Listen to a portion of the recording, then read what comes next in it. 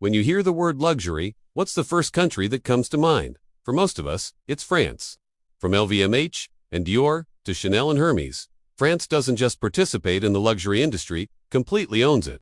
Today, we're diving deep into exactly how this one country became the undisputed global headquarters of billion-dollar brands, elite craftsmanship, and a kind of influence that no other nation can match. Most people think luxury is just about expensive price tags. But the French luxury industry is something far deeper. It's a system, a strategy, and a culture built over centuries. This culture has turned France into the world's luxury capital. When someone thinks of elegance, refinement, or exclusivity, their mind automatically goes to France.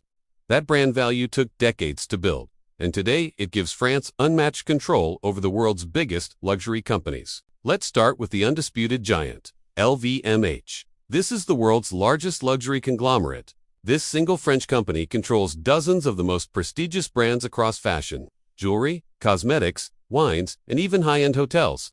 Think about it. Louis Vuitton, Moët, Hennessy, Fendi, Tag Heuer, Sephora there, all under one powerful French umbrella. LVMH is so dominant that its chairman, Bernard Arnault, has repeatedly been the richest person on the planet. Not because of technology, not because of oil, but because of luxury. That's the staggering level of power France has built. But France didn't get here overnight. The foundation started with something simple: craftsmanship. For centuries, French artisans were masters at creating things with incredible precision and beauty. Whether it was perfumes in Grasse, silk in Lyon, or leather goods in Paris, France built a reputation where the label "Made in France" became a guarantee of unparalleled quality. That reputation became the fuel for the luxury branding we see today. Then came the legendary designers who transformed that craftsmanship into a global culture. Christian Dior revolutionized fashion with his new look in 1947, bringing back glamour and femininity after the war. Coco Chanel redefined modern elegance with simplicity, pearls, and the iconic Chanel No. 5. These weren't just brands, they were cultural movements. They literally shaped how the entire world viewed style. Once the world accepted that French taste equals luxury, the French industry never let go of that top spot. Another key reason for France's dominance is that luxury isn't just treated as another industry. It's treated as a national asset. The French government actively protects its luxury brands, supports artisan schools to train the next generation of craftsmen, invests in cultural preservation, and treats events like Paris Fashion Week with the importance of a national celebration. France understands that luxury is one of its biggest exports and one of its most powerful tools of soft power. So, they make sure its image remains untouchable. And that image is everything. Luxury is all about perception. When you buy a handbag, a dress, or a bottle of perfume, you're not just buying a product. You're buying a story, a feeling, a status symbol. France has mastered the art of storytelling. Paris became the undisputed fashion capital. French words like haute couture and porte became symbols of prestige. Even French locations, like the Champs-Élysées or Avenue Montaigne, became global landmarks for luxury shopping. Let's talk about Chanel for a moment. Unlike most major brands, Chanel is still privately owned. This independence makes it even more mysterious and powerful. Chanel's immense value comes from its secrecy, its exclusivity, and its mystique. They release limited products, fiercely protect their heritage, and guard their brand image more strictly than almost anyone else. They don't chase customers. Customers chase Chanel. Because they never dilute the brand, the demand only grows stronger. Dior, on the other hand, mastered the art of creativity and reinvention. Over the decades, every new creative director has brought a fresh vision while keeping the brand's core identity intact. This remarkable ability to reinvent while staying true to tradition is something French luxury houses do better than anyone else in the world. They don't just follow trends, they create them. This keeps them relevant, exciting, and always at the forefront of fashion.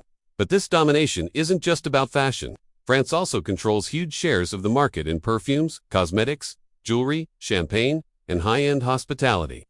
And all of these sectors feed into the same powerful ecosystem. When a tourist visits Paris, they aren't just going for the food or the museums, they're going for the luxury shopping experience. The country has brilliantly turned tourism into an entry point for luxury consumption. It's a self-reinforcing cycle of desire. France dominates because its leaders understood something that most others did. Luxury is not about selling more. It's about selling better. It's not about mass production.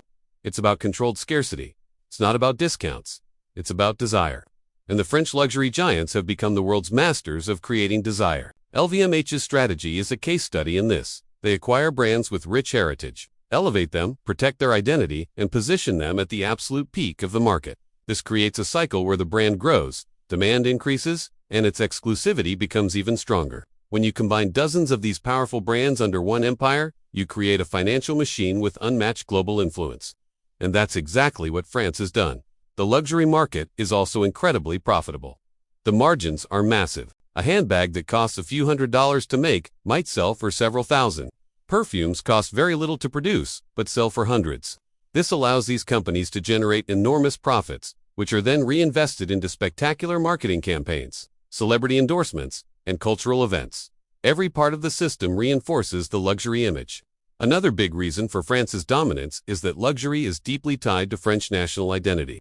It's part of the culture. The world-famous fashion shows, the arts, the museums, the fine cuisine, the architecture, they all strengthen France's global perception as the home of luxury. When people around the world think of a luxury experience, France is the default choice. And here's the real secret sauce. French luxury brands didn't just sell products. They sold the dream of the French lifestyle. The elegance, the sophistication, the romance, the art of living well, this aspirational image became a form of global currency. And French luxury brands used that currency to build empires.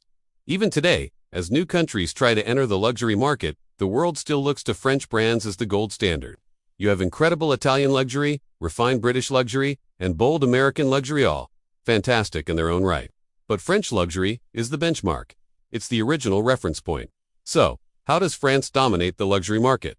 It's by mastering a unique combination of craftsmanship, storytelling, exclusivity, and culture. It's by building unstoppable conglomerates like LVMH. It's by nurturing iconic brands like Dior and Chanel that have become symbols of elegance itself. And most importantly, it's by turning luxury from a simple business into a core part of its national identity. And that is why France will continue to dominate the world of luxury for years to come. Because the world doesn't just buy French products, it buys the dream of France itself. Thanks for watching. If you found this interesting, forget to like this video and subscribe for more deep dives into the world's most powerful industries. See you next time.